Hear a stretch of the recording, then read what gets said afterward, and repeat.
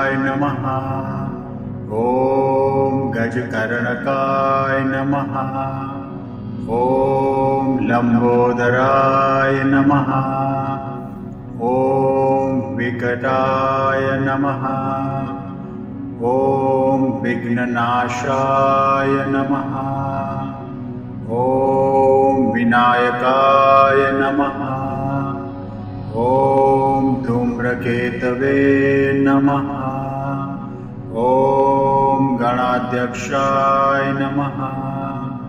ॐ भालचन्द्राय नमः। ॐ गजाननाय नमः।